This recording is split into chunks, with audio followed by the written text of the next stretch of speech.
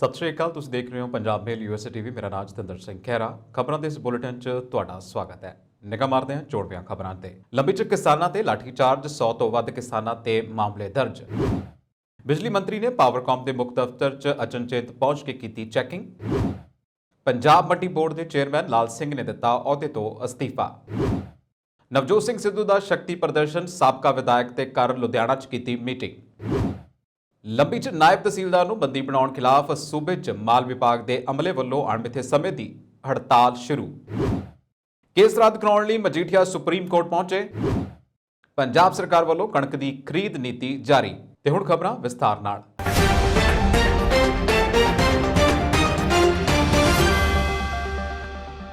ਲੰਬੀ ਵਿੱਚ ਕਿਸਾਨਾਂ ਨੇ ਕੱਲ ਨਾਇਬ ਤਹਿਸੀਲਦਾਰ ਸਮੇਤ ਹੋਰ ਅਧਿਕਾਰੀਆਂ ਨੂੰ ਤਹਿਸੀਲ ਵਿੱਚ ਬੰਦਕ ਬਣਾਉਣ ਲਿਆ ਸੀ। ਇਸ ਦੌਰਾਨ ਪੁਲਿਸ ਨੇ ਦੇਰ ਰਾਤ ਕਿਸਾਨਾਂ ਤੇ ਹਲਕੀ ਤਾਕਤ ਦੀ ਵਰਤੋਂ ਕੀਤੀ ਅਤੇ ਸਾਰੇ ਅਧਿਕਾਰੀਆਂ ਨੂੰ ਉੱਥੋਂ ਛੁਡਵਾਇਆ। ਹੁਣ ਲੰਬੀ ਦੇ ਥਾਣੇ ਵਿੱਚ 1 ਤੋਂ 150 ਕਿਸਾਨਾਂ ਖਿਲਾਫ ਕੇਸ ਦਰਜ ਕਰ ਦਿੱਤਾ ਗਿਆ। ਦੱਸਦੇ ਹੈ ਕਿ ਬੀਤੀ ਰਾਤ ਭਾਰੀ ਗਿਣਤੀ ਵਿੱਚ ਪੁਲਿਸ ਨੇ ਮੁਆਵਜ਼ੇ ਲਈ ਸਬ ਤਹਿਸੀਲਦਾਰ ਬੰਦੀ ਦਾ ਘਿਰਾਓ ਕਰਨ ਵਾਲੇ ਕਿਸਾਨਾਂ ਤੇ ਲਾਠੀਚਾਰਜ ਕਰਕੇ ਦਫ਼ਤਰ 'ਚ ਬੰਦੀ ਬਣਾਏ ਨਾਇਬ ਤਹਿਸੀਲਦਾਰ ਅਤੇ ਅਮਲੇ ਨੂੰ ਛੁਡਵਾ ਲਿਆ। ਲਾਠੀਚਾਰਜ 'ਚ 6 ਕਿਸਾਨ ਅਤੇ 1 ਖੇਤ ਮਜ਼ਦੂਰ ਆਗੂ ਜ਼ਖਮੀ ਹੋਇਆ, ਜਿਨ੍ਹਾਂ ਨੂੰ ਸਰਕਾਰੀ ਸਿਹਤ ਕੇਂਦਰੀ ਲੰਬੀ 'ਚ ਦਾਖਲ ਕਰਵਾਇਆ ਗਿਆ। ਦੂਜੇ ਪਾਸੇ ਰਾਤ ਨੂੰ ਕਰੀਬ 11 ਵਜੇ ਪਟਵਾਰੀ ਯੂਨੀਅਨ ਨੇ ਨਾਇਬ ਤਹਿਸੀਲਦਾਰ ਨੂੰ ਬੰਦੀ ਬਣਾਉਣ ਖਿਲਾਫ ਸੜਕ ਜਾਮ ਕਰ ਦਿੱਤੀ।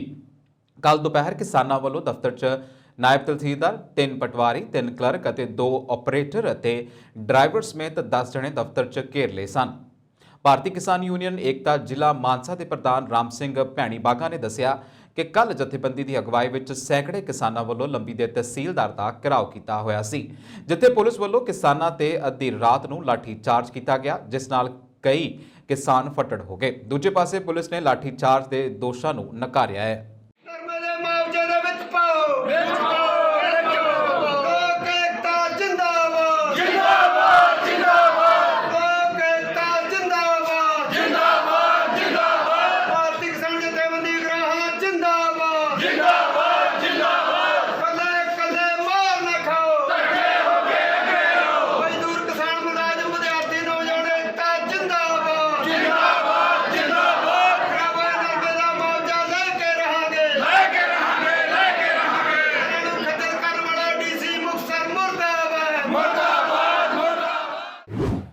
ਬਿਜਲੀ ਵਿਭਾਗ ਦੇ ਕੈਬਨਿਟ ਮੰਤਰੀ ਹਰਭਜਨ ਸਿੰਘ ਈਟੀਓ ਨੇ ਪਾਵਰਕਾਮ ਦੇ ਮੁੱਖ ਦਫ਼ਤਰ ਵਿਖੇ ਅਚਨਚੇਤ ਪਹੁੰਚ ਕੇ ਚੈਕਿੰਗ ਕੀਤੀ ਅਤੇ ਚੇਅਰਮੈਨ ਮੈਂਬਰਾਂ ਦੇ ਨਾਲ ਮੀਟਿੰਗਾਂ ਵੀ ਕੀਤੀਆਂ। ਇਸ ਮੌਕੇ ਉਹਨਾਂ ਐਲਾਨ ਕੀਤਾ ਕਿ ਗਰਮੀਆਂ ਅਤੇ ਪੈਡੀ ਸੀਜ਼ਨ ਲਈ ਬਿਜਲੀ ਦੀ ਸਮੱਸਿਆ ਨਹੀਂ ਆਉਣ ਦਿੱਤੀ ਜਾਵੇਗੀ। ਉਹਨਾਂ ਨੇ ਪਾਵਰਕਾਮ ਦੇ ਚੇਅਰਮੈਨ ਇੰਜੀਨੀਅਰ ਬਲਦੇਵ ਸਿੰਘ ਸਰਾ ਸਮੇਤ ਉੱਚ ਅਧਿਕਾਰੀਆਂ ਦੇ ਨਾਲ ਮੀਟਿੰਗ ਦੌਰਾਨ ਬਿਜਲੀ ਦੇ ਆਗਾਮੀ ਸੰਕਟ ਤੇ ਕੋਲਾ ਸਪਲਾਈ ਨੂੰ ਲੈ ਕੇ ਚਰਚਾ ਕੀਤੀ। ਬਿਜਲੀ ਮੰਤਰੀ ਨੇ ਆਖਿਆ ਕਿ ਆਮ ਆਦਮੀ ਪਾਰਟੀ ਦੀ ਸਰਕਾਰ ਲੋਕ ਸੇਵਾ ਲਈ ਬਣੀ ਹੈ ਅਤੇ ਲੋਕਾਂ ਲਈ ਸੇਵਾ ਜਾਰੀ ਰੱਖੇਗੀ। ਆਉਣ ਵਾਲੇ ਸਮੇਂ ਦੌਰਾਨ ਪਾਵਰਕਾਮ ਹੋਰ ਬਹੁਤ ਵਧੀਆ ਢੰਗ ਦੇ ਨਾਲ ਕੰਮ ਕਰੇਗੀ ਅਤੇ ਨਤੀਜੇ ਸਾਰਿਆਂ ਦੇ ਸਾਹਮਣੇ ਹੋਣਗੇ। ਕੋਲੇ ਦੀ ਘਾਟ ਸੰਬੰਧੀ ਪੁੱਛੇ ਸਵਾਲ ਤੇ ਜਵਾਬ ਬਿਜਲੀ ਮੰਤਰੀ ਨੇ ਕਿਹਾ ਕਿ ਇਸ ਨੂੰ ਲੈ ਕੇ ਚਰਚਾ ਹੋ ਰਹੀ ਹੈ। ਹੱਲ ਲਈ ਅਧਿਕਾਰੀਆਂ ਦੀ ਡਿਊਟੀ ਲਗਾਈ ਹੋਈ ਹੈ। ਬਿਜਲੀ ਮੰਤਰੀ ਨੇ ਕਿਹਾ ਕਿ ਅਹੁਦਾ ਸੰਭਣ ਤੋਂ ਬਾਅਦ ਪਹਿਲੀ ਵਾਰ ਪਾਵਰਕਾਮ ਦਫ਼ਤਰ ਪੁੱਜੇ ਹਾਂ। ਬਿਜਲੀ ਸੰਬੰਧੀ ਸਮੱਸਿਆਵਾਂ ਨਾ ਹੋਵੇ, ਇਸ ਲਈ ਪੁਖਤਾ ਪ੍ਰਬੰਧ ਕੀਤੇ ਜਾਣਗੇ। ਬਿਜਲੀ ਮੰਤਰੀ ਨੇ ਹਾਲਾਂਕਿ ਚੇਅਰਮੈਨ ਅਤੇ ਹੋਰ ਮੈਂਬਰਾਂ ਨਾਲ ਉੱਚ ਪੱਧਰੀ ਮੀਟਿੰਗ ਵੀ ਕੀਤੀਆਂ, ਪਰ ਪਾਵਰਕਾਮ ਦੇ ਡਾਇਰੈਕਟਰ ਡਿਸਟ੍ਰੀਬਿਊਸ਼ਨ DPS ਗਰੇਵਾਲ ਦੇ ਨਾਲ ਲੰਬੀ ਮੀਟਿੰਗ ਬੇਹੱਦ ਚਰਚਾ ਦਾ ਵਿਸ਼ਾ ਬਣੀ ਹੋਈ ਹੈ। ਬਿਜਲੀ ਮੰਤਰੀ ਲੰਬਾ ਸਮਾਂ ਗਰੇਵਾਲ ਦੇ ਦਫ਼ਤਰ ਅੰਦਰ ਬੈਠੇ ਰਹੇ, ਜਿਸ ਨੇ ਪਾਵਰਕਾਮ ਦੇ ਗਲਿਆਰਿਆਂ ਅੰਦਰ ਨਵੀਂ ਚਰਚਾ ਛੇੜ ਦਿੱਤੀ ਹੈ। ਜਾਣਕਾਰੀ ਅਨੁਸਾਰ ਬਿਜਲੀ ਮੰਤਰੀ ਦੇ ਪਹੁੰਚੇ ਮੌਕੇ ਸੀਨੀਅਰ ਅਧਿਕਾਰੀਆਂ 'ਚ ਵੀ ਥੋੜੀ ਬਹੁਤ ਖਿੱਚੋਤਾਣ ਸਾਹਮਣੇ ਆਈ ਹੈ। ਸੂਤਰਾਂ ਅਨੁਸਾਰ ਬਿਜਲੀ ਮੰਤਰੀ ਨੇ ਚੀਫ ਇੰਜੀਨੀਅਰ ਗਰੇਵਾਲ ਤੋਂ ਲੰਮਾ ਸਮਾਂ ਬੈਠ ਕੇ ਪਾਵਰਕਾਮ ਸੰਬੰਧੀ ਕਾਫੀ ਜਾਣਕਾਰੀ ਪ੍ਰਾਪਤ ਕੀਤੀ ਹੈ। ਮੀਟਿੰਗ ਆਉਣ ਵਾਲੇ ਸਮੇਂ 'ਚ ਕਿਸ ਤਰ੍ਹਾਂ ਦੇ ਰੰਗ ਲੈ ਕੇ ਆਉਂਦੀ ਹੈ, ਇਹ ਸਮਾਂ ਹੀ ਦੱਸੇਗਾ। ਪੰਜਾਬ ਦੀਆਂ ਮੰਡੀਆਂ ਵਿੱਚ ਕਣਕ ਦੀ ਆਮਦ ਸ਼ੁਰੂ ਹੋਣ ਤੋਂ ਪਹਿਲਾਂ ਹੀ ਮੰਡੀ ਬੋਰਡ ਦੇ ਚੇਅਰਮੈਨ ਲਾਲ ਸਿੰਘ ਨੇ ਆਪਣੇ ਅਹੁਦੇ ਤੋਂ ਅਸਤੀਫਾ ਦੇ ਦਿੱਤਾ। ਪੰਜਾਬ ਮੰਡੀ ਬੋਰਡ ਦੇ ਚੇਅਰਮੈਨ ਨੇ ਆਪਣੇ ਅਹੁਦੇ ਤੋਂ ਅਸਤੀਫਾ ਦਿੰਦਿਆਂ ਕਿਹਾ ਕਿ ਇਹ ਅਸਤੀਫਾ ਸੂਬੇ ਵਿੱਚ ਪਾਰਟੀ ਨੂੰ ਮਿਲੀ ਕਰਾਰੀ ਹਾਰ ਤੋਂ ਬਾਅਦ ਨੈਤਿਕਤਾ ਦੇ ਆਧਾਰ ਤੇ ਦਿੱਤਾ ਗਿਆ। ਪੰਜਾਬ ਕਾਂਗਰਸ ਦੀ ਪ੍ਰਧਾਨਗੀ ਤੋਂ ਅਸਤੀਫਾ ਦੇਣ ਮਗਰੋਂ ਨਵਜੋਤ ਸਿੰਘ ਸਿੱਧੂ ਪਾਰਟੀ ਦੇ ਸਬੰਧ ਵਿੱਚ ਅਜੇ ਤੱਕ ਕੁਝ ਵੀ ਨਹੀਂ ਬੋਲੇ ਹਨ, ਪਰ ਉਹ ਮੌਜੂਦਾ ਅਤੇ ਸਾਬਕਾ ਵਿਧਾਇਕਾਂ ਦੇ ਨਾਲ ਮੀਟਿੰਗਾਂ ਕਰਦੇ ਜ਼ਰੂਰ ਨਜ਼ਰ ਆ ਰਹੇ ਨੇ। ਪਹਿਲਾਂ ਨਵਜੋਤ ਸਿੰਘ ਸਿੱਧੂ ਨੇ ਇਸ ਸੰਬੰਧੀ ਆਪਣੇ ਘਰ 'ਚ ਮੀਟਿੰਗ ਕੀਤੀ ਅਤੇ ਫਿਰ ਕਪੂਰਥਲਾ, ਸੁਲਤਾਨਪੁਰ ਲੋਧੀ ਜਾ ਕੇ ਮੀਟਿੰਗਾਂ ਕੀਤੀਆਂ, ਜਿਨ੍ਹਾਂ 'ਚ ਸਾਬਕਾ ਅਤੇ ਮੌਜੂਦਾ ਵਿਧਾਇਕ ਅਤੇ ਕਾਂਗਰਸ ਦੇ ਉਮੀਦਵਾਰ ਮੌਜੂਦ ਰਹੇ। ਹੁਣ ਮੰਗਲਵਾਰ ਨੂੰ ਨਵਜੋਤ ਸਿੰਘ ਸਿੱਧੂ ਨੇ ਵਿਧਾਇਕ ਰਕੇਸ਼ ਪਾਂਡੇ ਦੇ ਘਰ ਮੀਟਿੰਗ ਕਰਨ ਲਈ ਲੁਧਿਆਣਾ ਪਹੁੰਚੇ ਨੇ। ਇਸ ਮੀਟਿੰਗ 'ਚ ਪੰਜਾਬ ਦੇ ਵੱਖ-ਵੱਖ ਸਾਬਕਾ ਅਤੇ ਮੌਜੂਦਾ ਵਿਧਾਇਕ ਪਹੁੰਚੇ ਹੋਏ ਨੇ। ਇਸ ਮੀਟਿੰਗ ਨੂੰ ਗੁਪਤ ਰੱਖਣ ਦੀ ਕੋਸ਼ਿਸ਼ ਕੀਤੀ ਜਾ ਰਹੀ ਹੈ ਅਤੇ ਮੀਡੀਆ ਨੂੰ ਵੀ ਅੰਦਰ ਨਹੀਂ ਜਾਣ ਦਿੱਤਾ ਜਾ ਰਿਹਾ। ਫਿਲਹਾਲ ਮੀਟਿੰਗ ਦਾ ਏਜੰਡਾ ਸਾਫ਼ ਨਹੀਂ ਹੋ ਸਕਿਆ, ਪਰ ਕਿਤੇ ਨਾ ਕਿਤੇ ਇਹ ਪ੍ਰਧਾਨਗੀ ਨੂੰ ਲੈ ਕੇ ਇਸ ਉੱਤੇ ਚਰਚਾ ਕੀਤੀ ਜਾ ਸਕਦੀ ਹੈ। ਪੰਜਾਬ ਰੈਵਨਿਊ ਆਫੀਸਰ ਐਸੋਸੀਏਸ਼ਨ ਵੱਲੋਂ ਜ਼ਿਲ੍ਹਾ ਮੁਕਤਸਰ ਅਧੀਨ ਸਬ ਤਹਿਸੀਲ ਲੰਬੀ ਦੇ ਨਾਇਬ ਤਹਿਸੀਲਦਾਰ ਤੇ ਹੋਰ ਅਮਲੇ ਨੂੰ ਕਿਸਾਨ ਜਥੇਬੰਦੀਆਂ ਵੱਲੋਂ ਘਿਰਾਓ ਖਿਲਾਫ ਅੱਜ ਸੂਬਾ ਭਰ ਦੇ ਵਿੱਚ ਮਾਲ ਵਿਭਾਗ ਅਫਸਰਾਂ, ਕਾਨੂੰਗੋ ਤੇ ਪਟਵਾਰੀਆਂ ਤੇ ਹੋਰ ਅਮਲੇ ਹੜਤਾਲ ਕਰਕੇ ਰੋਸ ਪ੍ਰਗਟਾ ਕਰ ਰਹੇ ਨੇ। ਦਰਅਸਲ ਮਾਲ ਵਿਭਾਗ ਦੀ ਇਹ ਆਪ ਸਰਕਾਰ ਨੂੰ ਕੁਰਕੀ ਹੈ। ਜਥੇਬੰਦੀ ਦੇ ਸੂਬਾ ਪ੍ਰਧਾਨ ਗੁਰਦੇਵ ਸਿੰਘ ਧੰਮ ਨੇ ਜਨਰਲ ਸਕੱਤਰ ਸੁਖਚਰਨ ਸਿੰਘ ਚੰਨੀ ਵੱਲੋਂ ਜਾਰੀ ਬਿਆਨ ਵਿੱਚ ਕਿਹਾ ਗਿਆ ਕਿ ਪੰਜਾਬ ਰੈਵਨਿਊ ਆਫੀਸਰਜ਼ ਐਸੋਸੀਏਸ਼ਨ ਵੱਲੋਂ ਸਰਬਸੰਮਤੀ ਦੇ ਨਾਲ ਅੱਜ ਯਾਨੀ 29 ਮਾਰਚ ਤੋਂ ਅਣਮਿੱਥੇ ਸਮੇਂ ਲਈ ਹੜਤਾਲ ਤੇ ਜਾਣ ਦਾ ਫੈਸਲਾ ਲਿਆ ਗਿਆ ਹੈ। ਇਹ ਹੜਤਾਲ ਉਦੋਂ ਤੱਕ ਜਾਰੀ ਰਹੇਗੀ ਜਦੋਂ ਤੱਕ ਸਰਕਾਰ ਵੱਲੋਂ ਸਰਕਾਰੀ ਮੁਲਾਜ਼ਮਾਂ ਨੂੰ ਬੰਦੀ ਬਣਾਉਣ ਵਾਲੇ ਮੁਲਜ਼ਮਾਂ ਦੀ ਗ੍ਰਿਫਤਾਰੀ ਨਹੀਂ ਹੁੰਦੀ ਅਤੇ ਕਿਸਾਨ ਜਥੇਬੰਦੀਆਂ ਵੱਲੋਂ ਮੁਲਜ਼ਮਾਂ ਨਾਲ ਧੱਕਾ ਕਰਨ ਦੀ ਸਮੱਸਿਆ ਦਾ ਕੋਈ ਹੱਲ ਨਹੀਂ ਹੁੰਦਾ। ਸ਼੍ਰੋਮਣੀ ਅਕਾਲੀ ਦਲ ਦੇ ਆਗੂ ਬਿਕਰਮ ਸਿੰਘ ਮਜੀਠੀਆ ਆਪਣੇ ਤੇ ਦਰਜ ਕੇਸ ਰੱਦ ਕਰਾਉਣ ਲਈ ਸੁਪਰੀਮ ਕੋਰਟ ਚਲੇ ਗਏ ਹਨ। ਇਹ ਕੇਸ ਅਕਾਲੀ ਆਗੂ ਖਿਲਾਫ ਪੰਜਾਬ ਪੁਲਿਸ ਨੇ NDPS ਤਹਿਤ ਦਰਜ ਕੀਤੇ ਸਨ। ਮਜੀਠੀਆ ਨੂੰ ਇਸ ਤੋਂ ਪਹਿਲਾਂ ਸੁਪਰੀਮ ਕੋਰਟ ਨੇ ਹੀ 23 ਫਰਵਰੀ ਤੱਕ ਗ੍ਰਿਫਤਾਰੀ ਤੋਂ ਰਾਹਤ ਦਿੱਤੀ ਸੀ। ਇਹ ਛੋਟ ਵਿਧਾਨ ਸਭਾ ਚੋਣਾਂ ਕਾਰਨ ਦਿੱਤੀ ਗਈ ਸੀ। ਉਹਨਾਂ ਮਗਰੋਂ ਅਦਾਲਤ ਦੇ ਵਿੱਚ ਸਮਰਪਣ ਕਰ ਦਿੱਤਾ ਸੀ ਔਰ ਇਸ ਵੇਲੇ ਮਜੀਠੀਆ ਪਟਿਆਲਾ ਜੇਲ੍ਹ ਦੇ ਵਿੱਚ ਹਨ। ਉਹਨਾਂ ਦੀ ਜ਼ਮਾਨਤ ਅਰਜ਼ੀ ਵਿਸ਼ੇਸ਼ ਅਦਾਲਤ ਨੇ ਖਾਰਜ ਕਰ ਦਿੱਤੀ ਸੀ। ਸਾਬਕਾ ਮੰਤਰੀ ਨੇ ਆਪਣੇ ਤੇ ਦਰਜ ਕੇਸਾਂ ਨੂੰ ਸਿਆਸਤ ਤੋਂ ਪ੍ਰੇਰਿਤ ਦੱਸਿਆ ਤੇ ਦਲੀਲ ਦਿੱਤੀ ਹੈ ਕਿ ਇਹਨਾਂ ਕੇਸਾਂ ਦੀ ਜਾਂਚ ਪਹਿਲਾਂ ਹੀ ਉੱਚ ਪੁਲਿਸ ਅਧਿਕਾਰੀ ਕਰ ਚੁੱਕੇ ਹਨ।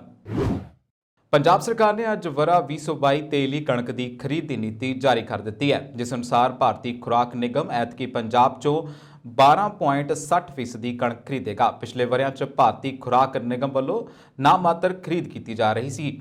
ਕੌਮਾਂਤਰੀ ਬਾਜ਼ਾਰ 'ਚ ਕਣਕ ਦੀ ਵਧੀ ਮੰਗ ਦੇ ਮੱਦੇਨਜ਼ਰ ਭਾਰਤੀ ਖੁਰਾਕ ਨਿਗਮ ਨੇ ਖਰੀਦ ਟੀਚਾ ਵਧਾ ਦਿੱਤਾ ਹੈ ਤਾਂ ਜੋ ਦੂਜੇ ਸੂਬਿਆਂ ਦੀਆਂ ਅਨਾਜ ਜਾਂ ਲੋੜਾਂ ਦੀ ਪੂਰਤੀ ਵੀ ਹੋ ਸਕੇ। ਪੰਜਾਬ ਸਰਕਾਰ ਨੇ ਇਸ ਪਾਲਿਸੀ ਤਹਿਤ 132 ਲੱਖ ਮੀਟ੍ਰਿਕ ਟਨ ਕਣਕ ਦੀ ਖਰੀਦ ਦਾ ਟੀਚਾ ਤੈਅ ਕੀਤਾ ਹੈ।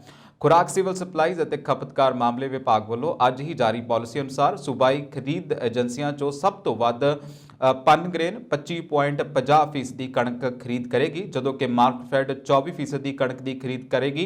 ਇਸੇ ਤਰ੍ਹਾਂ ਪਨਸਬ 23.50% ਅਤੇ ਵੇਅਰ ਹਾਊਸ 14.40% ਕਣਕ ਦੀ ਖਰੀਦ ਕਰੇਗਾ। 1 ਅਪ੍ਰੈਲ ਤੋਂ ਖਰੀਦ ਕੇਂਦਰਾਂ ਵਿੱਚ ਸਰਕਾਰੀ ਖਰੀਦ ਸ਼ੁਰੂ ਹੋ ਜਾਵੇਗੀ। ਪਹਿਲੀ ਵਾਰ ਹੋਵੇਗਾ ਕਿ ਕਾਰਪੋਰੇਟ ਅਤੇ ਵਪਾਰੀ ਤਬਕਾ ਕਿਸਾਨਾਂ ਨਾਲ ਕਣਕ ਦੇ ਅਗਾਊਂ ਸੌਦੇ ਕਰ ਰਿਹਾ ਹੈ। ਇਸ ਵਾਰ ਵਪਾਰੀ ਤਬਕਾ ਵੀ ਕਣਕ ਦੀ ਜ਼ਿਆਦਾ ਖਰੀਦ ਕਰੇਗਾ। ਪਾਲਿਸੀ ਵਿੱਚ ਕਣਕ ਦੀ ਖਰੀਦ ਭੰਡਾਰਨ ਅਤੇ ਅਦਾਇਗੀ ਬਾਰੇ ਹਦਾਇਤਾਂ ਜਾਰੀ ਕਰ ਦਿੱਤੀਆਂ ਗਈਆਂ ਨੇ। ਪਾਲਿਸੀ ਅਨੁਸਾਰ ਕਣਕ ਦੀ ਸਰਕਾਰੀ ਖਰੀਦ 1 ਅਪ੍ਰੈਲ ਤੋਂ ਸ਼ੁਰੂ ਹੋ ਕੇ 31 ਮਈ ਤੱਕ ਚੱਲੇਗੀ। ਪੰਜਾਬ ਭਰ ਵਿੱਚ 1862 ਖਰੀਦ ਕੇਂਦਰ ਬਣਾਏ ਗਏ ਹਨ। ਖਰੀਦ ਏਜੰਸੀਆਂ ਨੂੰ ਖਰੀਦ ਕੇਂਦਰਾਂ ਦੀ ਅਲਾਟਮੈਂਟ ਕਰ ਦਿੱਤੀ ਗਈ ਹੈ।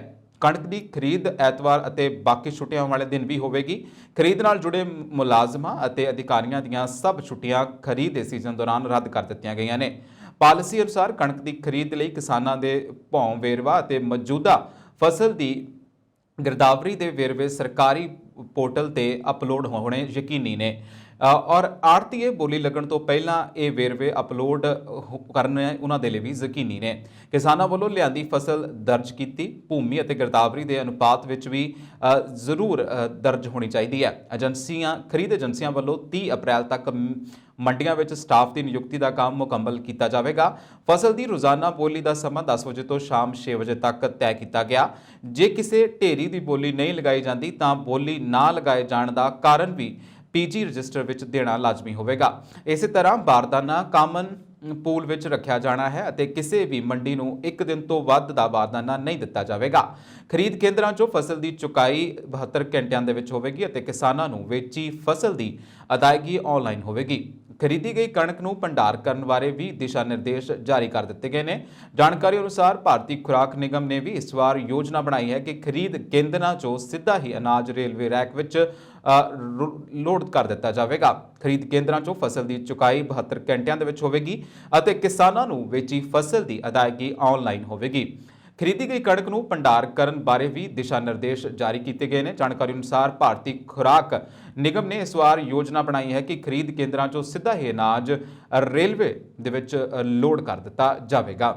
ਅਤੇ ਨਾਲ ਹੀ ਪਾਲਿਸੀ ਦੀ ਇਨ ਬਿਨ ਪਾਲਣਾ ਦੀ ਹਦਾਇਤ ਵੀ ਕੀਤੀ ਗਈ ਹੈ ਅਤੇ ਅਣਗਹਿਲੀ ਵਰਤਣ ਵਾਲੇ ਖਿਲਾਫ ਕਾਰਵਾਈ ਕਰਨ ਦੀ ਗੱਲ ਵੀ ਆਖੀ ਗਈ ਹੈ। ਆਪ ਸਰਕਾਰ ਵੱਲੋਂ ਇਹ ਪਹਿਲਾਂ ਵੀ ਫਸਲ ਦੀ ਖਰੀਦ ਕੀਤੀ ਜਾ ਰਹੀ ਹੈ। ਪੰਜਾਬ ਵਿੱਚ ਆਮ ਆਦਮੀ ਪਾਰਟੀ ਦੀ ਸਰਕਾਰ ਵੱਲੋਂ ਕਣਕ ਦਾ ਖਰੀਦ ਸੀਜ਼ਨ ਸ਼ੁਰੂ ਹੋਣ ਤੋਂ ਪਹਿਲਾਂ ਨਕਦ ਕਰਜ਼ਾ ਹੱਦ ਪ੍ਰਾਪਤ ਕਰਨ ਲਈ ਕੀਤੇ ਗਏ ਠੋਸ ਯਤਨਾਂ ਸਦਕਾ ਭਾਰਤੀ ਰਿਜ਼ਰਵ ਬੈਂਕ ਨੇ ਅੱਜ ਹਾੜੀ ਦੀ ਖਰੀਦ ਸੀਜ਼ਨ ਦੌਰਾਨ ਪੰਜਾਬ ਵਿੱਚ ਕਣਕ ਖਰੀਦਣ ਲਈ ਅਪ੍ਰੈਲ 2022 ਦੇ ਅਖੀਰ ਤੱਕ 24,773.11 ਕਰੋੜ ਰੁਪਏ ਦੀ ਨਕਦ ਕਰਜ਼ਾ ਨੂੰ ਪ੍ਰਵਾਨਗੀ ਦੇ ਦਿੱਤੀ ਹੈ। ਪੰਜਾਬ ਦੇ ਮੁੱਖ ਮੰਤਰੀ ਭਗਵੰਤ ਸਿੰਘ ਮਾਨ ਨੇ ਸਮੇਂ ਸਿਰ CCL ਜਾਰੀ ਕਰਨ ਲਈ ਕੇਂਦਰ ਸਰਕਾਰ ਦਾ ਧੰਨਵਾਦ ਕੀਤਾ। ਸੂਬਾ ਸਰਕਾਰ ਵੱਲੋਂ ਇਸ ਸੀਜ਼ਨ ਲਈ 132 ਲੱਖ ਟਨ ਕਣਕ ਦੀ ਖਰੀਦ ਲਈ ਮੰਗੀ ਗਈ CCL ਦਾ ਵੱਡਾ ਹਿੱਸਾ ਕੇਂਦਰੀ ਬੈਂਕ ਨੇ ਜਾਰੀ ਕਰ ਦਿੱਤਾ ਹੈ। ਦੱਸਣਯੋਗ ਹੈ ਕਿ ਹਾੜੀ ਦੇ ਮੌਜੂਦਾ ਖਰੀਦ ਸੀਜ਼ਨ ਦੌਰਾਨ ਕਣਕ ਦੀ ਖਰੀਦ 1 ਅਪ੍ਰੈਲ ਤੋਂ ਸ਼ੁਰੂ ਹੋ ਕੇ 31 ਮਈ ਤੱਕ ਖਤਮ ਹੋਵੇਗੀ। ਕੇਂਦਰ ਸਰਕਾਰ ਨੇ ਇਸ ਸਾਲ ਕਣਕ ਦੇ ਘੱਟੋ-ਘੱਟ ਸਮਰਥਨ ਮੁੱਲ ਵਿੱਚ ਪਿਛਲੇ ਸਾਲ ਨਾਲੋਂ 40 ਰੁਪਏ ਦਾ ਇਜ਼ਾਫਾ ਕਰਕੇ 2015 ਰੁਪਏ ਪ੍ਰਤੀ ਕੁਇੰਟਲ ਰੇਟ ਤੈਅ ਕੀਤਾ, ਜਦਕਿ ਲੰਘੇ ਵਰੇ ਕਣਕ ਦਾ ਘੱਟੋ-ਘੱਟ ਸਮਰਥਨ ਮੁੱਲ 1975 ਰੁਪਏ ਪ੍ਰਤੀ ਕੁਇੰਟਲ ਸੀ। ਸਥਾਨਕ ਭਵਾਨੀਗੜ੍ਹ ਰੋਡ ਸਥਿਤ ਨਵੀਂ ਜ਼ਿਲ੍ਹਾ ਜੇਲ੍ਹ ਵਿੱਚੋਂ 5 ਮੋਬਾਈਲ ਬਰਾਮਦ ਹੋਣ ਨਾਲ ਪ੍ਰਸ਼ਾਸਨ ਦੀ ਸੁਰੱਖਿਆ ਕਾਰਗੁਜ਼ਾਰੀ ਤੇ ਸਵਾਲਾਂ ਦੇ ਘੇਰੇ ਵਿੱਚ ਆ ਗਈ ਹੈ। ਜੇਲ੍ਹ ਦੇ ਸਹਾਇਕ ਸੁਪਰਡੈਂਟ ਅਜਮੇਰ ਸਿੰਘ ਅਨੁਸਾਰ ਬੈਰਕ ਨੰਬਰ 5 ਤੇ 7 ਵਿਚਕਾਰ ਪੌੜੀਆਂ ਦੀ ਬੈਕ ਸਾਈਡ ਤੋਂ ਹਵਾਲਾਤੀ ਤਰਲੋਚਨ ਸਿੰਘ ਪੁੱਤਰ ਗੁਰਮੇਲ ਸਿੰਘ ਵਾਸੀ ਸੁੰਨੜ ਕਲਾਂ ਜ਼ਿਲ੍ਹਾ ਜਲੰਧਰ ਅਤੇ ਜਗਜੀਤ ਸਿੰਘ ਹਵਾਲਾਤੀ ਪੁੱਤਰ ਬਲਦੇਵ ਸਿੰਘ ਵਾਸੀ ਗ੍ਰੀਨ ਪਾਰਕ ਜਲੰਧਰ ਪਾਸੋਂ 3 ਮੋਬਾਈਲ ਬਿਨਾਂ SIM ਕਾਰਡ ਅਤੇ 1 ਸੈਮਸੰਗ ਮੋਬਾਈਲ ਬਰਾਮਦ ਕੀਤੇ ਹੋਏ ਨੇ। ਉਹ ਲਿਫਾਫੇ ਵਿੱਚ ਪਾ ਕੇ ਜ਼ਮੀਨ ਵਿੱਚ ਦੱਬ ਕੇ ਰੱਖੇ ਗਏ ਸਨ। ਬੈਰਕ ਨੇ ਨੰਬਰ 6 ਵਿੱਚ ਬੰਦ ਹਵਾਲਾਤੀ ਆਕਾਸ਼ਦੀਪ ਪੁੱਤਰ ਅਵਤਾਰ ਸਿੰਘ ਵਾਸੀ ਸੁੰਦਰ ਬਸਤੀ ਸੰਗਰੂਰ ਪਾਸੋਂ 1 ਮੋਬਾਈਲ ਮਾਰਕਾ ਸੈਮਸੰਗ ਬਰਾਮਦ ਕੀਤਾ ਗਿਆ। ਥਾਣਾ ਸਦਰ ਪੁਲਿਸ ਨੇ ਤਿੰਨੇ ਹਵਾਲਾਤੀਆਂ ਖਿਲਾਫ ਮਾਮਲਾ ਦਰਜ ਕਰ ਲਿਆ ਹੈ। ਪੁਲਿਸ ਅਨੁਸਾਰ ਹਵਾਲਾਤੀਆਂ ਪਾਸੋਂ ਪੜਤਾਲ ਕੀਤੀ ਜਾਵੇਗੀ। ਵਰਣਨਯੋਗ ਹੈ ਕਿ ਪਿਛਲੇ 3 ਸਾਲਾਂ ਦੌਰਾਨ ਇਸ ਜੇਲ੍ਹ ਵਿੱਚੋਂ 200 ਤੋਂ ਵੱਧ ਮੋਬਾਈਲ ਬਰਾਮਦ ਅਤੇ 8 ਜੇਲ੍ਹ ਸੁਪਰਡੈਂਟ ਤਬਦੀਲ ਕੀਤੇ ਗਏ ਨੇ। ਮੋਬਾਈਲ ਨੈਟਵਰਕ ਧੜੱਲੇ ਨਾਲ ਸਰਗਰਮ ਹੈ। 2 ਹਵਾਲਾਤੀਆਂ ਦਾ ਜੇਲ੍ਹ ਵਿੱਚ ਦਿਨ ਦਿਹਾੜੇ ਕਤਲ ਹੋਇਆ, ਪਰ ਕਿਸੇ ਵੀ ਅਧਿਕਾਰੀ ਖਿਲਾਫ ਵੱਡਾ ਐਕਸ਼ਨ ਵੀ ਨਹੀਂ ਲਿਆ ਗਿਆ। ਇਸ ਜੇਲ੍ਹ ਵਿੱਚ ਵਿਦੇਸ਼ੀ ਹਵਾਲਾਤੀ ਵੀ ਨਜ਼ਰਬੰਦ ਹਨ। ਕਈ ਵਾਰੀ ਹਵਾਲਾਤੀਆਂ ਨੇ ਦੋਸ਼ ਵੀ ਲਾਏ ਨੇ ਕਿ ਜੇਲ੍ਹ ਦੇ ਕੁਝ ਅਧਿਕਾਰੀ ਮੋਟੀ ਰਕਮ ਲੈ ਕੇ ਨਾਜਾਇਜ਼ ਕੰਮ ਕਰਵਾਉਂਦੇ ਨੇ। ਹੁਣ ਦੇਖਣਾ ਇਹ ਹੈ ਕਿ ਨਵੀਂ ਸਰਕਾਰ ਦੇ ਜੇਲ੍ਹ ਮੰਤਰੀ ਮੋਬਾਈਲ ਦੀ ਸਪਲਾਈ ਬੰਦ ਕਰਵਾਉਂਦੇ ਹਨ ਕਿ ਨਹੀਂ। ਸ਼੍ਰੀ ਮੁਕਤਸਰ ਸਾਹਿਬ ਜ਼ਿਲ੍ਹਾ ਦੇ ਹਲਕਾ ਲੰਬੀ ਦੇ ਪਿੰਡਾਂ ਵਿੱਚ ਸਾਬਕਾ ਮੁੱਖ ਮੰਤਰੀ ਪ੍ਰਕਾਸ਼ ਸਿੰਘ ਬਾਦਲ ਦਾ ਧੰਨਵਾਦੀ ਦੌਰਾ ਅਜੇ ਤੱਕ ਜਾਰੀ ਹੈ। ਇਸ ਦੌਰਾਨ ਉਹਨਾਂ ਨੇ ਵੱਖ-ਵੱਖ ਪਿੰਡਾਂ ਦੇ ਵਿੱਚ ਧੰਨਵਾਦੀ ਦੌਰੇ ਦੌਰਾਨ ਪੱਤਰਕਾਰਾਂ ਦੇ ਨਾਲ ਗੱਲਬਾਤ ਕਰਦਿਆਂ ਕੇਂਦਰ ਸਰਕਾਰ ਵੱਲੋਂ ਚੰਡੀਗੜ੍ਹ ਸੰਬੰਧੀ ਜਾਰੀ ਕੀਤੇ ਗਏ ਨਵੇਂ ਹੁਕਮਾਂ ਨੂੰ ਪੰਜਾਬ ਦੇ ਨਾਲ ਧੱਕਾ ਦੱਸਿਆ। ਉਹਨਾਂ ਕਿਹਾ ਕਿ ਕੇਂਦਰ ਸਰਕਾਰ ਇਸ ਤਰ੍ਹਾਂ ਨਾਲ ਪੰਜਾਬ ਨਾਲ ਧੱਕਾ ਕਰ ਰਹੀ ਹੈ। ਉਹਨਾਂ ਕਿਹਾ ਕਿ ਪਹਿਲਾਂ ਭਾਖੜਾ ਬਿਆਸ ਮੈਨੇਜਮੈਂਟ ਬੋਰਡ ਦੇ ਮਾਮਲੇ ਵਿੱਚ ਵੀ ਅਜਿਹਾ ਧੱਕਾ ਸੂਬੇ ਦੇ ਨਾਲ ਕੀਤਾ ਗਿਆ। ਪ੍ਰਕਾਸ਼ ਸਿੰਘ ਬਾਦਲ ਨੇ ਕਿਹਾ ਕਿ ਸ਼੍ਰੋਮਣੀ ਅਕਾਲੀ ਦਲ ਵੱਲੋਂ ਇਸ ਸੰਬੰਧੀ ਵਿਚਾਰ ਵਟਾਂਦਰਾ ਕਰਨ ਉਪਰੰਤ ਕੁਝ ਅਗਲਾ ਪ੍ਰੋਗਰਾਮ ਉਲੀਕਿਆ ਜਾਵੇਗਾ। ਕੋਲੇ ਦੀ ਘਾਟ ਸੰਬੰਧੀ ਚੱਲ ਰਹੀਆਂ ਚਰਚਾਵਾਂ ਦੇ ਬਾਰੇ ਵੀ ਪ੍ਰਕਾਸ਼ ਸਿੰਘ ਬਾਦਲ ਨੇ ਕਿਹਾ ਕਿ ਇਹ ਤਾਂ ਸੂਬਾ ਸਰਕਾਰ ਨੇ ਵੇਖਣਾ ਹੈ ਕਿ ਬਿਜਲੀ ਦੀ ਘਾਟ ਨਾ ਆਵੇ, ਕਿਉਂਕਿ ਜਦ ਸ਼੍ਰੋਮਣੀ ਅਕਾਲੀ ਦਲ ਸੀ ਤਾਂ ਸਰਕਾਰ ਦੀ 24 ਘੰਟੇ ਬਿਜਲੀ ਲੋਕਾਂ ਨੂੰ ਮਿਲਦੀ ਰਹੀ ਹੈ। ਦਿਨੋਂ ਦਿਨ ਵੱਧ ਰਹੀ ਮਹਿੰਗਾਈ ਦੇ ਸੰਬੰਧ ਵਿੱਚ ਪ੍ਰਕਾਸ਼ ਸਿੰਘ ਬਾਦਲ ਨੇ ਬੋਲੇ ਕਿ ਲੋਕ ਕਈ ਵਾਰ ਝੂਠੇ ਵਾਅਦਿਆਂ ਦੇ ਵਿੱਚ ਗਲਤ ਸਰਕਾਰ ਚੁਣ ਲੈਂਦੇ ਨੇ ਅਤੇ ਉਸ ਦਾ ਖਮਿਆਜ਼ਾ ਲੋਕਾਂ ਨੂੰ ਭੁਗਤਣਾ ਪੈਂਦਾ ਹੈ। ਪੰਜਾਬ ਪੁਲਿਸ ਕਾਂਸਟੇਬਲ ਭਰਤੀ 2016 ਤੋਂ ਲਗਾਤਾਰ ਨਿਯੁਕਤੀ ਦੀ ਉਡੀਕ ਕਰ ਰਹੇ ਸੈਂਕੜਾ ਉਮੀਦਵਾਰਾਂ ਨੇ ਮੁੱਖ ਮੰਤਰੀ ਭਗਵੰਤ ਮਾਨ ਦੇ ਸ਼ਹਿਰ ਸੰਗਰੂਰ 'ਚ ਵਿੱਤ ਮੰਤਰੀ ਹਰਪਾਲ ਸਿੰਘ ਚੀਮਾ ਦੀ ਰਿਹਾਇਸ਼ ਨੇੜੇ ਪੱਕਾ ਮੋਰਚਾ ਲਗਾ ਲਿਆ। 8 ਉਮੀਦਵਾਰ 80 ਫੁੱਟ ਉੱਚੀ ਪਾਣੀ ਵਾਲੀ ਟੈਂਕੀ ਤੇ ਚੜੇ ਨੇ, ਜਿਨ੍ਹਾਂ ਵਿੱਚ 3 ਲੜਕੀਆਂ ਅਤੇ 5 ਲੜਕੇ ਸ਼ਾਮਲ ਹਨ। ਸੋਮਵਾਰ ਨੂੰ ਮੁੱਖ ਮੰਤਰੀ ਵੱਲੋਂ ਚੰਡੀਗੜ੍ਹ ਵਿੱਚ ਮੀਟਿੰਗ ਤੈਅ ਕੀਤੀ ਗਈ, ਜਿਸ ਤਹਿਤ ਸੋਮਵਾਰ ਨੂੰ ਉਕਤ ਨੌਜਵਾਨ ਮੀਟਿੰਗ ਲਈ ਗਏ ਸਨ, ਪਰ ਮੁੱਖ ਮੰਤਰੀ ਨੇ ਮੀਟਿੰਗ ਨਹੀਂ ਕੀਤੀ। ਇਸ ਤੋਂ ਗੁੱਸੇ 'ਚ ਆਏ ਨੌਜਵਾਨਾਂ ਨੇ ਮੰਗਲਵਾਰ ਸਵੇਰੇ ਹੀ ਸੰਗਰੂਰ ਦੇ ਨਨਕਿਆਣਾ ਚੌਂਕ ਵਿੱਚ ਸੜਕ ਜਾਮ ਕਰ ਦਿੱਤੀ ਅਤੇ ਪਾਣੀ ਵਾਲੀ ਟੈਂਕੀ ਤੇ ਚੜ੍ਹ ਗਏ। ਬਾਕੀ ਸਾਥੀਆਂ ਨੇ ਟੈਂਕੀ ਥੱਲੇ ਹੀ ਪੱਕਾ ਧਰਨਾ ਸ਼ੁਰੂ ਕਰ ਦਿੱਤਾ। ਧਰਨਾਕਾਰੀਆਂ ਨੇ ਐਲਾਨ ਕੀਤਾ ਕਿ ਜੇਕਰ ਅੱਜ ਚੰਡੀਗੜ੍ਹ ਵਿੱਚ ਹੋਈ ਮੀਟਿੰਗ ਦੌਰਾਨ ਕੋਈ ਸਪਸ਼ਟ ਜਵਾਬ ਨਾ ਮਿਲਿਆ ਤਾਂ ਇੱਥੇ ਮੁੱਖ ਮੰਤਰੀ ਅਤੇ ਵਿੱਤ ਮੰਤਰੀ ਦਰਮਿਆਨ ਸ਼ਹਿਰ ਵਿੱਚ ਸੰਘਰਸ਼ ਨੂੰ ਅੱਗੇ ਵਧਾਇਆ ਜਾਵੇਗਾ। ਹਾਂਜੀ, ਆਪਣਾ ਪ੍ਰੋਟੈਸਟ ਹੈਗਾ ਜੀ ਕਿ ਆਪਾਂ 2016 ਦੇ ਨਾ ਜੀ ਮੁਲਾਜ਼ਮ ਹੈਗੇ। 2016 ਦੀ ਭਰਤੀ ਨਿਕਲੀ ਸੀਗੀ ਇੱਕ ਪੰਜਾਬ ਪੁਲਿਸ ਦੀ ਜੀ, ਠੀਕ ਹੈ ਜੀ। ਉਹਦੇ 7416 ਪੋਸਟਾਂ ਨਿਕਲੀਆਂ ਸੀਗੀਆਂ ਜੀ। ਉਸ 'ਚ ਇਹਨਾਂ ਨੇ ਨਾ ਕੁਝ ਕੈਂਡੀਡੇਟ ਤਾਂ ਸਿਲੈਕਟ ਕਰ ਲਏ ਸੀਗੇ, ਬਾਕੀ ਕੈਂਡੀਡੇਟ ਪਾਦੇ ਸੀ ਵੇਟਿੰਗ ਦੇ ਵਿੱਚ ਜੀ, ਠੀਕ ਹੈ ਜੀ। ਤੇ ਅੱਗੇ ਜਾ ਕੇ 2017 ਦੇ ਵਿੱਚ ਕੁਝ ਕੈਂਡੀਡੇਟਾਂ ਦੀ ਇਹਨਾਂ ਨੇ ਵੈਰੀਫਿਕੇਸ਼ਨ ਕਰ ਲਈ ਸੀਗੀ ਜੁਆਇਨਿੰਗ ਕਰਾਉਣ ਵਾਸਤੇ, ਠੀਕ ਹੈ। ਪਰ 2016 ਤੋਂ ਲੈ ਕੇ 2017 ਵੀ ਟੱਪ ਗਿਆ, 18 ਟੱਪ ਗਿਆ, ਸਾਰੇ ਸਾਲ ਟੱਪ ਗਏ ਜੀ, ਹੁਣ 2022 ਚੱਲ ਗਿਆ ਜੀ, ਪਰ ਸਾਡਾ ਕੋਈ ਹਜੇ ਤੱਕ ਹੱਲ ਨਹੀਂ ਹੋਇਆ ਜੀ।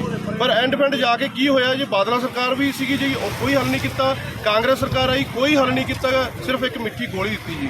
ਅਸੀਂ ਪੂਰਾ ਜ਼ੋਰ ਲਾ ਕੇ ਇੱਕ ਆਮ ਆਦਮੀ ਪਾਰਟੀ ਸਰਕਾਰ ਲੈ ਕੇ ਆਏ ਜੀ ਅਸੀਂ, ਠੀਕ ਹੈ ਜੀ। ਅਸੀਂ ਕੀ ਹੋਇਆ ਕਿ 22 ਤਰੀਕ ਨੂੰ ਇੱਕ ਸੀਐਮ ਕੋਠੀ ਘੇਰੀ ਸੀਗੀ ਜੀ ਅਸੀਂ, ਠੀਕ ਹੈ, ਇੱਕ ਬੇਨਤੀ ਕੀਤੀ ਸੀ ਕਿ ਸਾਡਾ ਹੱਲ ਕਰੋ ਜੀ। ਉਹਨਾਂ ਨੇ ਕਿਹਾ ਸੀਗਾ, ਓਐਸਡੀ ਸਾਹਿਬ ਨੇ ਕਿਹਾ ਸੀ ਤੁਸੀਂ 28 ਤਰੀਕ ਨੂੰ ਆਓ, 28 ਤਰੀਕ ਨੂੰ ਆਉਂਦੇ ਸਾਰੀ ਤੁਹਾਡਾ ਹੱਲ ਕਰ ਦਾਂਗੇ ਅਸੀਂ ਕੀ ਕੀਤਾ, 28 ਤਰੀਕ ਨੂੰ ਪਹੁੰਚ ਗਏ, ਕੱਲ ਪਹੁੰਚੇ ਤੇ ਓਐਸਡੀ ਸਾਹਿਬ ਨੇ ਭਗਵੰਤ ਮਾਨ ਸਾਹਿਬ ਨੂੰ ਮਿਲਾਣਾ ਸੀਗਾ ਜੀ, ਸੀਐਮ ਸਾਹਿਬ ਨੂੰ ਮਿਲਾਣਾ ਸੀ ਸਾਨੂੰ, ਪਰ ਉੱਥੇ ਵੀ ਓਐਸਡੀ ਸਾਹਿਬ ਹੀ ਬੈਠੇ, ਇੱਥੋਂ ਉੱਥੇ ਭੇਜ ਕੇ ਉੱਥੋਂ ਸਾਡੇ ਕੋਲ ਇੱਕ ਮੰਗ ਪੱਤਰ ਲੈ ਲਿਆ ਕਿ ਵੀ ਸੋਚਾਂਗੇ ਤੁਹਾਡੇ ਬਾਰੇ।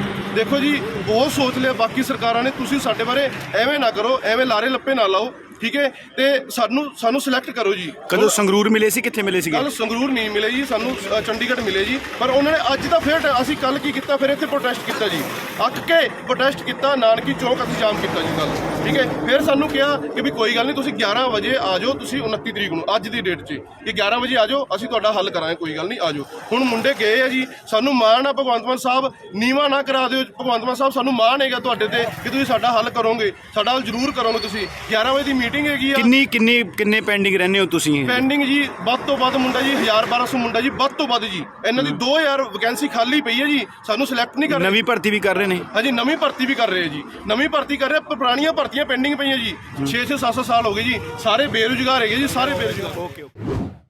ਵਿਧਾਨ ਸਭਾ ਹਲਕਾ ਕਾਦੀਆਂ ਦੇ ਜੇਤੂ ਵਿਧਾਇਕ ਸਾਬਕਾ ਕਾਂਗਰਸ ਪ੍ਰਧਾਨ ਪੰਜਾਬ ਅਤੇ 2 ਵਾਰ ਦੇ ਪਾਰਲੀਮੈਂਟ MP ਪ੍ਰਤਾਪ ਸਿੰਘ ਬਾਜਵਾ ਨੇ ਅੱਜ ਹਲਕਾ ਕਾਦੀਆਂ ਦੇ ਬੇਟ ਇਲਾਕੇ 'ਚ ਕਸਬਾ ਭੈਣੀ ਮੀਆਂ ਖਾਂ 'ਚ ਵੱਡੀ ਗਿਣਤੀ ਵਿੱਚ ਇਕੱਠੇ ਹੋਏ ਵਰਕਰਾਂ ਨੂੰ ਸੰਬੋਧਨ ਕਰਦੇ ਹੋਏ ਪ੍ਰਤਾਪ ਸਿੰਘ ਬਾਜਵਾ ਨੇ ਕਿਹਾ ਕਿ ਉਹ ਹਲਕਾ ਕਾਦੀਆਂ ਦੇ ਵੋਟਰਾਂ ਅਤੇ ਆਪਣੇ ਵਰਕਰਾਂ ਦੇ ਹਮੇਸ਼ਾ ਰਿਣੀ ਰਹਿਣਗੇ, ਜਿਨ੍ਹਾਂ ਦੀ ਬਦੌਲਤ ਉਹ ਇੱਕ ਵਾਰ ਫਿਰ ਕਾਦੀਆਂ ਹਲਕੇ ਦੀ ਨੁਮਾਇੰਦਗੀ ਕਰਨ ਦੇ ਯੋਗ ਹੋਏ ਨੇ। ਉੱਥੇ ਹੀ ਪੱਤਰਕਾਰਾਂ ਨਾਲ ਗੱਲਬਾਤ ਕਰਦਿਆਂ ਉਹਨਾਂ ਮੌਜੂਦਾ ਅਤੇ ਆਮ ਆਦਮੀ ਪਾਰਟੀ ਦੀ ਸਰਕਾਰ ਉੱਤੇ ਵਰਤਿਆਂ ਹੋਇਆ ਉਹਨਾਂ ਨੇ ਕਿਹਾ ਕਿ ਪੰਜਾਬ ਦੇ ਲੋਕਾਂ ਨੂੰ ਤਾਂ ਰਾਸ਼ਨ ਪਹਿਲਾਂ ਹੀ ਮਿਲ ਰਿਹਾ ਹੈ ਅਤੇ ਡੀਪੂ ਹਰ ਪਿੰਡ ਅਤੇ ਮੁਹੱਲੇ 'ਚ ਹਨ, ਫਿਰ ਆਪ ਵੱਲੋਂ ਨਵਾਂ ਕੀ ਕੀਤਾ ਗਿਆ। ਉੱਥੇ ਹੀ ਉਹਨਾਂ ਕਿਹਾ ਕਿ ਪੰਜਾਬ ਵਿੱਚ ਗਰੰਟੀਆਂ ਕੇਜਰੀਵਾਲ ਅਤੇ ਭਗਵੰਤ ਸਿੰਘ ਮਾਨ ਦੀ ਸਰਕਾਰ ਨੇ ਦਿੱਤੀਆਂ ਸਨ, ਪਰ ਹੁਣ ਇਹਨਾਂ ਗਰੰਟੀਆਂ ਨੂੰ ਭੁਗਤਾਉਣ ਲਈ ਉਹ ਪੈਸੇ ਲੈਣ ਲਈ ਨਰਿੰਦਰ ਮੋਦੀ ਕੋਲ ਜਾ ਰਹੇ ਨੇ। ਉਹਨਾਂ ਕਿਹਾ ਕਿ ਭਗਵੰਤ ਮਾਨ ਦਿੱਲੀ ਦੌਰਿਆਂ ਦੇ ਦਰਮਿਆਨ ਹੀ ਅਮਿਤ ਸ਼ਾਹ ਵੱਲੋਂ ਚੰਡੀਗੜ੍ਹ ਉੱਤੇ ਕਬਜ਼ਾ ਜਮਾਉਣ ਦੀ ਕਵਾਇਦ ਸ਼ੁਰੂ ਕਰ ਦਿੱਤੀ ਗਈ ਹੈ। ਇਸ ਤੋਂ ਇਲਾਵਾ ਉਹਨਾਂ ਨੇ ਆਮ ਆਦਮੀ ਪਾਰਟੀ ਦੇ ਵਿਧਾਇਕ, ਮੰਤਰੀਆਂ ਅਤੇ ਵਲੰਟੀਅਰਾਂ ਨੂੰ ਬੇਨਤੀ ਕੀਤੀ ਹੈ ਕਿ ਉਹ ਕਿਸੇ ਵੀ ਦਫ਼ਤਰ ਵਿੱਚ ਛਾਪਾਮਾਰੀ ਕਰਨ ਤੋਂ ਪਹਿਲਾਂ ਸਰਕਾਰੀ ਤੰਤਰ ਵਿੱਚ ਲੋੜੀਂਦੀਆਂ ਘਾਟਾਂ ਨੂੰ ਪੂਰੀਆਂ ਕਰਨ, ਦਫ਼ਤਰਾਂ ਦੇ ਸਟਾਫ ਨੂੰ ਪੂਰਾ ਕੀਤਾ ਜਾਵੇ ਅਤੇ ਲੋਕਾਂ ਨੂੰ ਲੋੜੀਂਦੀਆਂ ਸਹੂਲਤਾਂ ਮੁਹੱਈਆ ਕਰਾਈਆਂ ਜਾਣ। ਵਿਚਾਰ ਤੇ ਸਾਰੇ ਆਪਣੇ ਸਾਥੀਆਂ ਦਾ ਥੈਂਕਸ ਕਰਨ ਦਾ ਦੌਰ ਹੈ ਤੇ ਸਾਰਿਆਂ ਦਾ ਸ਼ੁਕਰੀਆ ਅਦਾ ਕਰ ਰਹੇ ਤੇ ਇਸ ਦੇ ਬਾਰੇ ਤੇ ਸਾਰਿਆਂ ਨੂੰ ਲਾਮਬੰਦ ਕਰ ਰਹੇ ਕਿ ਤਕੜੇ ਹੋ ਕੇ ਰਹੋ।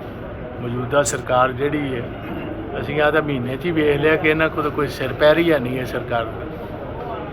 ਅੱਗਾ ਦੌੜ ਤੇ ਪਿੱਛਾ ਚੌੜ ਵਾਲੀ ਸਰਕਾਰ ਲੱਗਦੀ ਹੈ, ਕੋਈ ਕੰਮਕਾਰ ਕਿਸ ਕਿਸਮ ਦਾ ਕੋਈ ਇਹਨਾਂ ਦਾ ਗ੍ਰਿਪ ਹੀ ਨਹੀਂ। ਐਡਮਿਨਿਸਟ੍ਰੇਸ਼ਨ ਤੇ ਬੁਰਾ ਹਾਲ ਹੋ ਰਿਹਾ, ਬਿਜਲੀਆਂ ਦੇ ਅੱਗੇ ਨੂੰ ਵੱਧ ਕੱਟ ਲੱਗਣੇ ਪਿੰਡਾਂ ਸ਼ੁਰੂ ਹੋ ਗਏ ਨੇ। 800 ਕਰੋੜ ਰੁਪਈਆ ਕਿਸਾਨਾਂ ਦਾ ਅਜੇ ਤੱਕ ਇਹਨਾਂ ਨੇ ਗੰਨੇ ਦੀ ਪੇਮੈਂਟ ਹੀ ਨਹੀਂ ਕੀਤੀ। 500 ਕਰੋੜ ਤੋਂ ਵੱਧ ਪ੍ਰਾਈਵੇਟ ਮਿਲਰਸ ਨੇ, 250 ਕਰੋੜ ਰੁਪਈਆ ਕੋਆਪਰੇਟਿਵ ਮਿਲਾਂ ਦੇ ਪੈਸੇ ਨੇ। ਸਭ ਭਗਵੰਤ ਸਿੰਘ ਮਾਨ ਜੀ ਨੂੰ ਚਿੱਠੀ ਲਿਖੀ ਹੈ, ਕੋਈ ਅੱਗੋਂ ਕੰਨ ਤੇ ਜੂੰ ਨਹੀਂ ਸਰਕੀ ਹੈ ਸਰਕਾਰ ਦੇ। ਕਿਸਾਨ ਕਿੱਥੇ ਜਾਣ ਜੀ? ਪਿੰਡਾਂ ਵਿੱਚ ਕੱਟ ਲੱਗ ਰਹੇ, DAP ਜਿਹੜੀ ਹੈ DAP ਖਾਦ ਅਵੇਲੇਬਲ ਨਹੀਂ ਹੋ ਰਹੀ ਤੇ ਅਮਿਤ ਸ਼ਾਹ ਜਿਹੜਾ ਉਹ ਚੰਡੀਗੜ੍ਹ ਤੇ ਕਬਜ਼ਾ ਕਰਦਾ ਫਿਰਦਾ, ਚੁੱਪ ਹੋ ਕੇ ਸੁੱਤੇ ਨੇ ਸਿਰਹਾਣੇ ਥੱਲੇ ਬਾਂਹ ਲੈ ਕੇ। ਇਹ ਤੇ ਪ੍ਰਧਾਨ ਮੰਤਰੀ ਜੀ ਕੋਲੋਂ 50,000 ਕਰੋੜ ਰੁਪਏ ਦੀ ਮੰਗ ਕਰਨ ਚੱਲੇ ਨੇ, ਉਹਨਾਂ ਨੇ ਤਾਂ ਪਤਾ ਨਹੀਂ ਦੇਣਾ ਕਿ ਨਹੀਂ ਦੇਣਾ, ਤੇ ਅਮਿਤ ਸ਼ਾਹ ਜੀ ਨੇ ਚੰਡੀਗੜ੍ਹ ਤੇ ਆਪਣਾ ਸੈਂਟਰ ਦਾ ਕਬਜ਼ਾ ਵੀ ਜਿਤਾ ਲਿਆ ਜੀ। ਇਹ ਕੀ ਲੜਾਈ ਦੇਣਗੇ ਆਪਣੀ ਜੀ? ਇਹ ਤੇ ਆਪ ਝੋਲੀ ਅੱਡ ਕੇ ਨਰਿੰਦਰ ਮੋਦੀ ਜੀ ਕੋਲ ਪੈਸੇ ਮੰਗਣ ਗਏ ਨੇ। ਇਹਨਾਂ ਨੇ ਪੰਜਾਬ ਦੇ ਇੰਟਰਸਟ ਨੂੰ ਕੀ ਪ੍ਰੋਟੈਕਟ ਕਰਨਾ ਹੈ?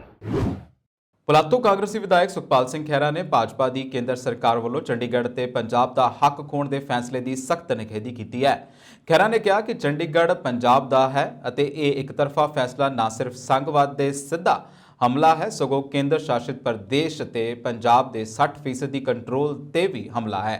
ਖਹਿਰਾ ਨੇ ਭਾਜਪਾ ਸਰਕਾਰ ਨੂੰ ਸਵਾਲ ਕੀਤਾ ਕਿ ਉਹ ਚੰਡੀਗੜ੍ਹ ਮੁਲਾਜ਼ਮਾਂ ਅਤੇ ਅਫਸਰਾਂ ਦੀ ਭਰਤੀ ਦੌਰਾਨ ਪੰਜਾਬ ਨਿਵਾਸੀ ਅਤੇ ਪੰਜਾਬੀ ਭਾਸ਼ਾ ਦਾ ਸਮਰਥਨ ਕਰੇਗੀ।